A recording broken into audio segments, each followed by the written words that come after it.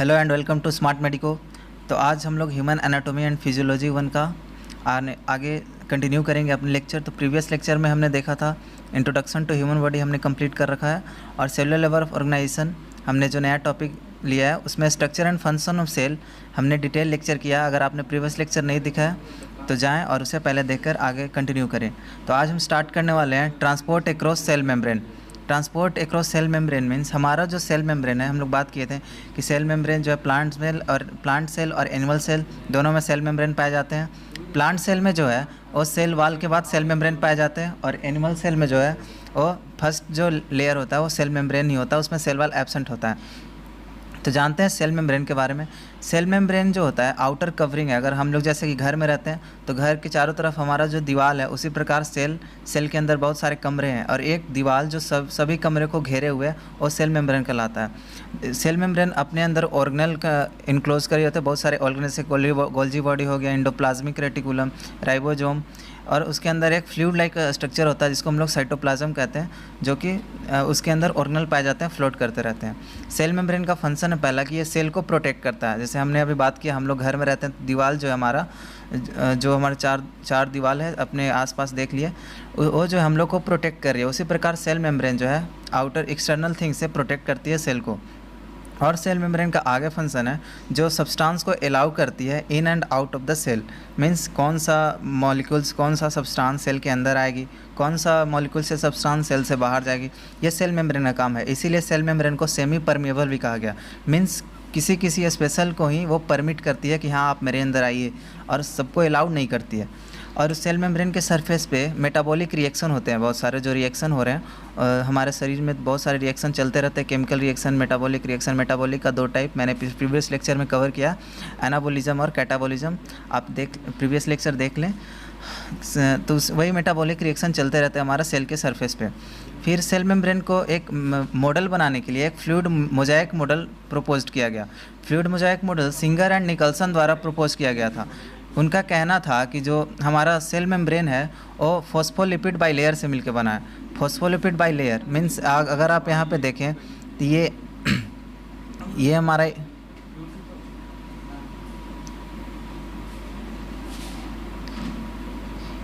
एक हेड है, ये टेल है, ये टेल है, ये हेड है। ये जो ये लेयर है ये हमारा हेड पोर्शन है, और ये टेल पोर्शन है। ये जो हेड पोर्शन होता है दोनों जो है फॉस्फोलिपिड से मिलकर बना है, और ये जो हेड पोर्शन है ये होता है हाइड्रोफिलिक होता है, मींस वाटर लविंग होता है। इधर ये सेल के आउटर साइड है, और ये सेल के इनर साइड है, और ये भी सेल का आउटर साइड है। तो वाटर लविंग करने का मतलब ये हमारा वाटर मॉलिक्यूल है, मींस इसको हेड पोर्शन जो है वो कवर उससे लविंग करते हैं, मींस वाटर के साइड होता है। और जो टेल पोर्शन होता है वो हाइड्रोफोबिक होता है, मींस वाटर हेटिंग, वाटर से वो प्यार नहीं करता, इसीलिए वाटर से बहुत दूर है। यहाँ पे वाटर है, और ये इसके अंदर हमारा टेल पार्ट्स पाया जाता है। फ्लूइड मोजाइक मॉडल हम लोग को यही सजेस्ट करता है। आगे का फ्लूइड मोजाइक मॉडल अगर हम देखें तो आप यहाँ पे क्लियरली देख सकते हैं फ्लूइड मोजाइक मॉडल, जो कि लिपिड बाई लेयर यहाँ पे बना हुआ है हमारा। ये जो है ऊपर ये हमारा हेड पोर्शन है जो कि हाइड्रोफिलिक मीन्स वाटर लविंग, और ये जो टेल रीजन है ये हाइड्रोफोबिक है, इसीलिए इधर ये सारा वाटर है। वाटर मॉलिक्यूल जो हमारे सेल्स में है, बहुत सारे मेम्ब्रेन के बाहर, ये मेम्ब्रेन है और ये मेम्ब्रेन के बाहर है, तो वाटर हेटिंग है, इसीलिए ये अंदर की ओर पाए जाते हैं। आप देख सकते हैं इसमें बहुत सारे इंटीग्रल प्रोटीन भी, ये सब इंटीग्रल प्रोटीन पाए जाते हैं। इंटीग्रल प्रोटीन एक चैनल है जो कि कुछ मॉलिक्यूल को अलाउड करती है। आगे हम लोग इसके बारे में डिस्कस करेंगे। आगे अगर हम बात करते हैं फंक्शन ऑफ मेम्ब्रेन प्रोटीन, तो मेम्ब्रेन प्रोटीन का फंक्शन क्या है? तो जो वेरी फर्स्ट मेम्ब्रेन प्रोटीन का फंक्शन है वो है ट्रांसपोर्ट में हमारा मेम्ब्रेन प्रोटीन हेल्प करता है। ट्रांसपोर्ट बोले तो प्रोटीन मॉलिक्यूल्स आप देख सकते हैं यहाँ पे क्लियरली विजिबल है। हमारा जो ये फॉस्फोलिपिड के अंदर प्रोटीन है, ये इधर से कुछ सब्सटेंस, छोटे छोटे सब्सटेंस जो है ये अपने मेम्ब्रेन प्रोटीन से चैनल के थ्रू अंदर सेल के अंदर लेकर आ रही है, तो ये ट्रांसपोर्ट में यूज़फुल है। दूसरा है एंजाइमेटिक एक्टिविटी। बहुत सारे एंजाइमेटिक एक्टिविटी मीन्स एंजाइम जो है रिसेप्टर की तरफ बाइंड करती है और एंजाइमेटिक एक्टिविटी शो करती है, मीन्स हमारा रिएक्शन को फास्ट करती है और उसको रेट ऑफ रिएक्शन को डिटरमाइन करने में हेल्प करती है। और आगे बात करते हैं reception for signal transduction means receptors की तरह भी काम करती है। अगर कोई भी हमारा सब्सटेंस आ रहा है तो उसको रिसीव करने में हमारा सेल मेम्ब्रेन हेल्प करेगी। रिसेप्टर अगर कोई जो भी रिसेप्टर से बाइंड कर जाएगा सब्सटेंस वो ईजिली अंदर आ सकता है, अगर जो रिसेप्टर से बाइंड नहीं करेगा वो अंदर नहीं परमिट करेगी।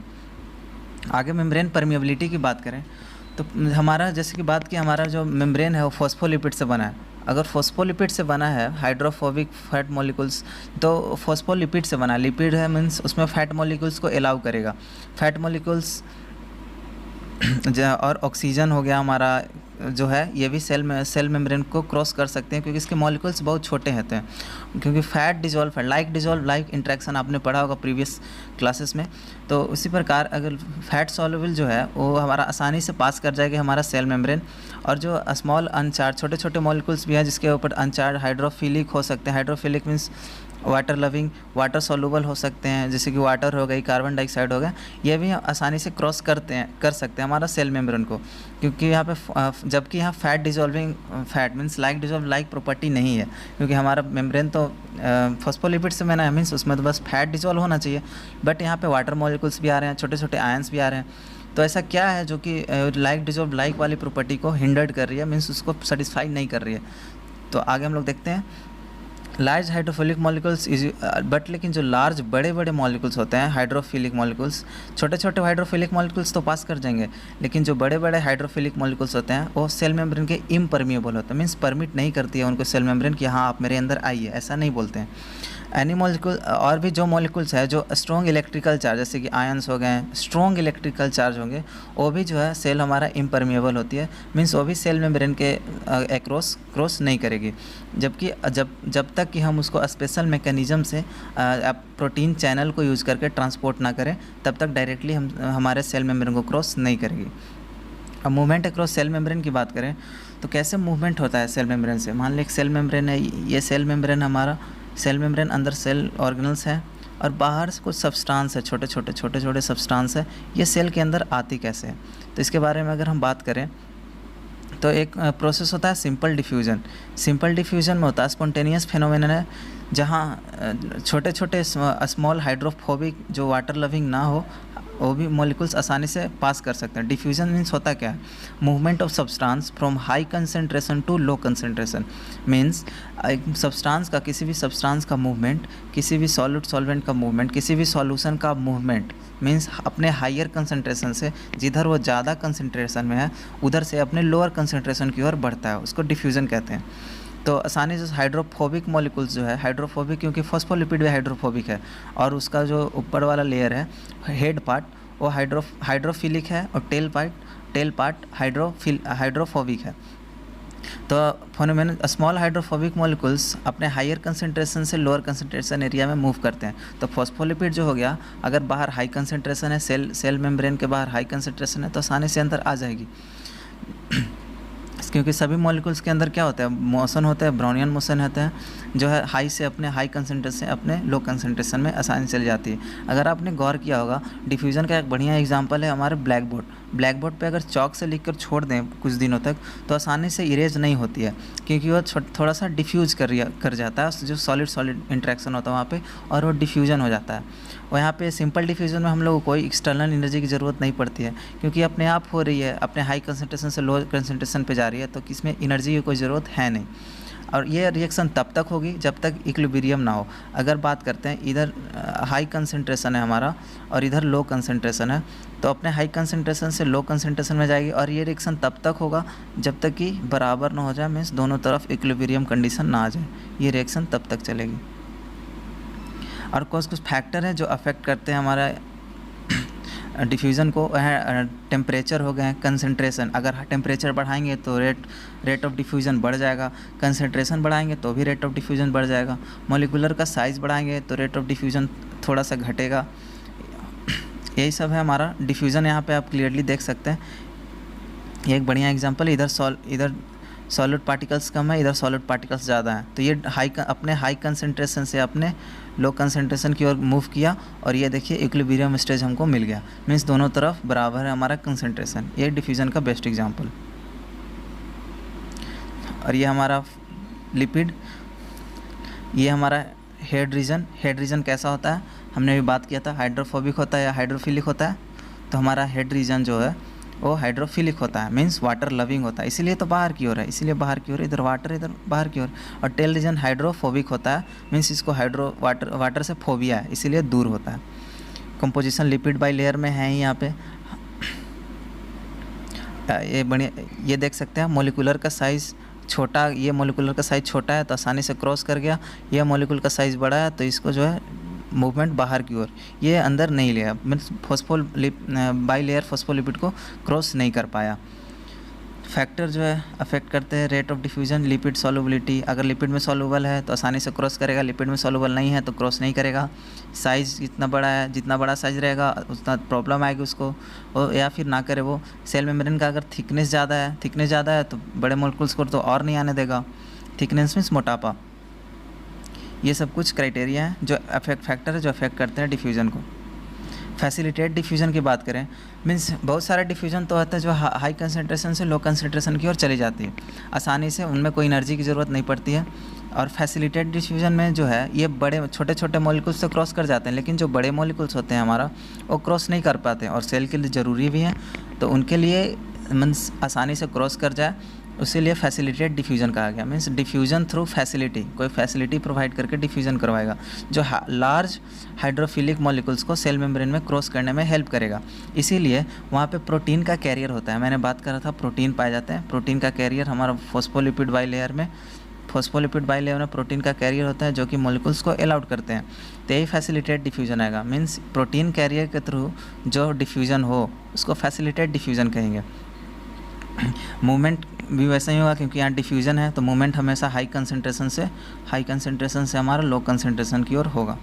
इसमें भी कोई एनर्जी की ज़रूरत पड़ी नहीं क्योंकि यहाँ हाई कंसंट्रेशन है, यहाँ पे लो कंसंट्रेशन है, तो आसानी से क्रॉस कर गया। बस एक मीडियम की ज़रूरत पड़ा, मीन्स एक प्रोटीन कैरियर की ज़रूरत पड़ा। आगे बात करें हम एक्टिव ट्रांसपोर्ट की, तो एक्टिव ट्रांसपोर्ट जो होता है, एक्टिव ट्रांसपोर्ट बस एक थोड़ा सा अलग है हर एक डिफ्यूज़न प्रोसेस से, क्योंकि एक्टिव ट्रांसपोर्ट जो होता है अपने लो कंसंट्रेशन से हाई कंसंट्रेशन की ओर जाता है। अब तक हम लोग क्या पढ़ रहे थे, हाई कंसंट्रेशन से लो कंसंट्रेशन की ओर जाता है, लेकिन बस एक एक्टिव ट्रांसपोर्ट है उसमें अपने लो कंसंट्रेशन से हाई कंसंट्रेशन पे जाएगा। अगर लो कंसंट्रेशन से हाई कंसंट्रेशन पे जाएगा तो वहाँ पे तो हमको एनर्जी की ज़रूरत पड़ेगी, तो मॉलिक्यूल्स जो है सेल क्रॉस कर रही है सेल मेम्ब्रेन को अपने लो कंसंट्रेशन से हाई कंसंट्रेशन की ओर, तो इसके लिए हमको एक्सटर्नल एनर्जी की ज़रूरत पड़ेगी। क्योंकि अगर नीचे से अगर पहाड़ से अगर हम किसी बंदे को ऊपर से नीचे करें तो उसको आसानी से धक्का दे देंगे, लेकिन अगर नीचे से उस बंदे को पहाड़ पर चढ़ाना है तो हमको एनर्जी की ज़रूरत पड़ेगी। उसी टाइप क्योंकि लो कंसंट्रेशन से हाई कंसंट्रेशन पर जाना है तो हमको एक्सटर्नल एनर्जी की ज़रूरत पड़ेगी और प्रोटीन कैरियर की भी ज़रूरत पड़ेगी। आप यहाँ पे क्लियरली देख सकते हैं एक्स्ट्रा सेलुलर फ्लूइड जो है, यहाँ पे सोडियम पंप पोटेशियम पंप काम कर रहा है, यहाँ पे अपने ये हाई कंसंट्रेशन है, इधर लो कंसंट्रेशन है, तो इससे अंदर जाना है, अपने लो कंसंट्रेशन से हाई कंसंट्रेशन जा रहा है, तो यहाँ एक्टिव ट्रांसपोर्ट वाली सिस्टम काम करेगी। आप यहाँ पे देख सकते हैं ये डिफ्यूज़न जो रहा है अपने हाई कंसंट्रेशन से लो कंसंट्रेशन, एनर्जी यूज़ नहीं कर रही है, आसानी से मूव कर जा रही है। और यहाँ पे फैसिलिटेट डिफ्यूज़न में बस एक प्रोटीन कैरियर की ज़रूरत पड़ी, यहाँ भी हमको एनर्जी की ज़रूरत नहीं पड़ी। ये सब पैसिव ट्रांसपोर्ट में आते हैं। पैसिव ट्रांसपोर्ट मीन्स आसानी से पैसिवली हो रहा है। और यहाँ पे बात करें एक्टिव ट्रांसपोर्ट की, तो एक्टिव ट्रांसपोर्ट में यहाँ क्लियरली विजिबल है, यहाँ अपने लो कंसंट्रेशन से हाई कंसंट्रेशन की ओर जा रही है, और लो से हाई जाएगी तो हमको क्या एनर्जी की ज़रूरत पड़ेगी, मीन्स एटीपी खर्च होगी। एटीपी को क्या कहते हैं, energy currency of the cell, means energy, जैसे हमारे यहाँ रुपया चलती है करेंसी है, तो सेल का करेंसी कौन है, तो एटीपी है। मेम्ब्रेन प्रोटीन का फंक्शन हमने बात करा था, इंटरसेलुलर एडहेशन में काम करता है, मीन्स सेल के अंदर आप देख सकते हैं फॉस्फोलिपिड बाई लेयर में ये एडहेशन मीन्स अंदर बैठा हुआ एक एडहेशन हो गया, ठीक है। Cell to cell recognization means एक सेल दूसरे सेल को आसानी से पहचान सकती है। जैसे आप कैसे एक बंदे को पहचान रहे हैं, अपने दोस्त कह रहे भाई तू है, तो उसी प्रकार ये सेल भी एक दूसरे को रिकॉग्नाइज करती है। अगर इससे कुछ इन्फॉर्मेशन मिलेगा तो ये इस इन्फॉर्मेशन को यूज करके फर्दर एक्शन परफॉर्म करेगी। फिर बात करती है attachment to cytoskeleton and extracellular matrix, और ये साइटोस्केलेटन मीन्स एक्सटर्नल अटैचमेंट में भी हेल्प करेगी, किसी और बाहरी संपर्क करना है तो वो भी बात करने में हेल्प करती है। आगे हमारा ऑस्मोसिस जो है, ऑस्मोसिस में बस मूवमेंट ऑफ वाटर होता है। यहाँ पे वो, और उसमें जो होता है जैसे हम डिफ्यूज़न पढ़ रहे थे तो high concentration to low concentration किसका हो रहा था, तो सॉल्यूशन का हो रहा था। ऑस्मोसिस में बस मूवमेंट किसका होता है, अपने हाई कंसंट्रेशन से लो कंसंट्रेशन, बस वाटर का होता है। मीन्स वाटर बस अपने हाई कंसंट्रेशन टू अपने लो कंसंट्रेशन पे मूव करेगी। वाटर हमेशा ऑस्मोटिक प्रेशर जैसे कि बात करते हैं, एग्जांपल के थ्रू आपको समझाते हैं। ऐसे मैंने एक बीकर लिया, ठीक है, इसमें सॉल्यूट है, ये है, और ये दूसरा है, इसमें भी बी है। तो अगर बीच में हम सेमी परमेबल लगा दें, इसको पूरा ओपन कर दें, इसको ओपन कर दिए, बीच में सेमी परमेबल लगा लें, ये सेमी परमेबल मेम्ब्रेन है। तो ऑस्मोसिस का डायरेक्शन क्या होगा और डिफ्यूज़न का डायरेक्शन क्या होगा, ये है मेरा क्वेश्चन।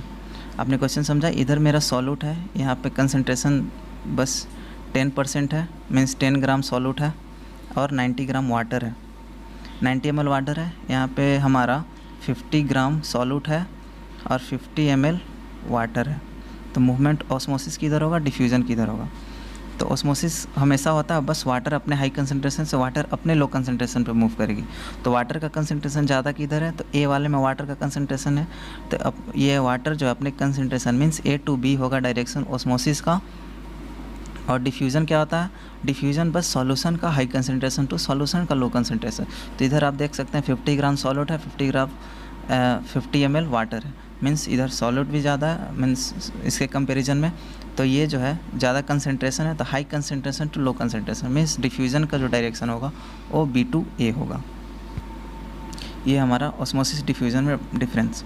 अब फिल्ट्रेशन का बात करें तो फिल्ट्रेशन तो आप सभी जानते हैं, फिल्टर होता है जो कोई भी सब्सटेंस मीन्स सॉल्यूट पार्टिकल को अलग करते हैं। हाइड्रोस्टैटिक प्रेशर क्या होता है, जो वाटर को फोर्स करे अदर साइड ऑफ मेम्ब्रेन्स। अगर सेमी परमेबल लगा दें, यहाँ पे सॉल्यूट है, यहाँ पे सॉल्यूट ज़्यादा है, यहाँ पे सॉल्यूट कम है, तो अगर इधर से हम हाइड्रोस्टैटिक प्रेशर लगाते हैं तो इधर जो है सॉल्यूट पार्टिकल बच जाएगा, इधर ज़्यादा वाटर इधर मूव करेगा।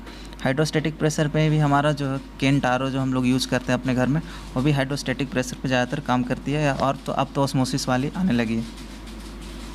और ये जो फिल्ट्रेशन होता है एब्जॉर्प्शन में हेल्प करता है और एक्सक्रीशन प्रोसेस में ये हेल्प करता है। आगे अगर हम बात करते हैं एंडोसाइटोसिस। एंडोसाइटोसिस में होता क्या है कि अगर जो बड़ा सा मॉलिक्यूल है, बड़ा मॉलिक्यूल जो है हमारे सेल के अंदर ना ही प्रोटीन कैरियर से अंदर आ पा रही है, ना ही डायरेक्टली मेथड से आ रही है। तो एंडोसाइटोसिस जो होता है बड़े मॉलिक्यूल्स को कैरी करने में हेल्प करता है, और जो अदर मेथड से ट्रांसपोर्ट नहीं होता है वो सेल मेम्ब्रेन में, जैसे कि ये सेल का मेम्ब्रेन है और ये बाहर का मॉलिक्यूल्स है जो वेसाइकल के फॉर्म में है, तो ये इसे फ्यूज करेगा और ये इसे फ्यूज करके क्या बनाएगा, ये मान लें यहाँ फ्यूज़ किया, वो अपने सब्सटेंस को यहाँ छोड़ दिया और ये सब्सटेंस सेल के अंदर आ गई। ठीक होता है एंडोसाइटोसिस, मीन्स सेल के अंदर अपने सब्सटेंस को, लार्ज मॉलिक्यूल को अलाउड करे और अब वेसाइकल के फॉर्म में, और वो अपना मॉलिक्यूल्स जो है अंदर सेल के अंदर डाल देगा। तो ये एंडोसाइटोसिस एक प्रोसेस होता है। पिनोसाइटोसिस को जनरली हम लोग सेल ड्रिंकिंग कहते हैं। सेल ड्रिंकिंग क्यों कहते हैं, क्योंकि पिनोसाइटोसिस में बस लिक्विड सब्सटेंस का ट्रांसपोर्ट होता है। लिक्विड सब्सटेंस बोले तो अगर मान लेते हैं हमारा सेल मेम्ब्रेन है, सेल मेम्ब्रेन के बाहर एक कोई वेसाइकल का फॉर्म सब्सटेंस आ रहा है और इसमें बस लिक्विड भरा होगा, ये बस लिक्विड भरा होगा, तो आसानी से आएगा, सेल इससे फ्यूज करेगा और अपना लिक्विड सब्सटेंस सेल के अंदर डाल देगा। तो ये हो गया पिनोसाइटोसिस। ठीक है, इसमें बड़े मॉलिक्यूल्स रहते हैं और इसमें बस लिक्विड सब्सटेंस रहते हैं। जबकि फैगोसाइटोसिस क्या होता है, फैगोसाइटोसिस जो है वो सॉलिड सब्सटेंस। फैगोसाइटोसिस को हम लोग सेल ईटिंग भी कहते हैं, cell eating. Pinocytosis cell drinking क्या है, क्योंकि इसमें बस लिक्विड सब्सटेंस है। फैगोसाइटोसिस सेल ईटिंग कहते हैं, ईटिंग मीन्स क्योंकि इसमें बस सॉलिड सब्सटेंस है, इसीलिए इसको ईटिंग कहा जाता है, सेल ईटिंग। आप देख सकते हैं यहाँ पे क्लियरली विजिबल है, ये हमारा जो है इंडाइजेस्टेड, ये देख रहे हैं आप, यहाँ पे इंजेस्टेड सब्सटेंस है, मीन्स यहाँ पे कुछ सब्सटेंस बाहर से आ रहा है, इंजेस्ट किया, इसके अंदर फ्यूज किया और अपना मॉलिक्यूल्स यहाँ पे डाल दिया। उसी तरह का इक्जोसाइटोसिस एक प्रोसेस होता है। इक्जोसाइटोसिस नाम से ही पता चल रहा है, मीन्स सेल के बाहर, तो अपने सब्सटेंस जाकर यहाँ से मेम्ब्रेन से फ्यूज करेगी और अपने सब्सटेंस को सेल को बाहर रिलीज कर देगी। तो ये हो गया हमारा इक्जोसाइटोसिस का प्रोसेस। इक्जोसाइटोसिस क्या करती है, लार्ज मॉलिक्यूल्स को जो किसी और मॉलिक्यूल से ट्रांसपोर्ट ना हो जाए, सेल के अंदर आने के लिए चाहिए तो सेल बाहर जाने के लिए हुए तो हमारा उतना ही मॉलिक्यूल, छोटे छोटे मॉलिक्यूल्स ही बस बाहर जा पाएंगे ना। तो इसीलिए इक्जोसाइटोसिस प्रोसेस का यूज किया जाता है। इक्जोसाइटोसिस जो है सेल के बाहर अपने छोटे से वेसाइकल के फॉर्म में जाती है, वेसाइकल के फॉर्म में जाकर यहाँ से फ्यूज करती है और अपने मटेरियल को बाहर सेल के बाहर फेंकाती है, तो इसको हम लोग इग्ज़ोसाइटोसिस। तो यहाँ पे इग्ज़ोसाइटोसिस आ गया ना, गाड़ी वाला या घर से कचरा निकाल, तो यही गाड़ी वाला हमारा, और घर से हमारा सारा कचरा इन्होंने निकाल दिया। तो ये था आज का हमारा लेक्चर। तो यहीं पे हमारा लेक्चर समाप्त होता है। होप आप इन्जॉय किए होंगे। अगर आपको ये नोट्स चाहिए तो आप हमारे नीचे डिस्क्रिप्शन में टेलीग्राम का लिंक दिया हो गया, वैसी लिंक से ज्वाइन करें और बने रहे हमारे साथ। आपका सब बेसिक कंसेप्ट सारा क्लियर हो जाएगा। Thank you.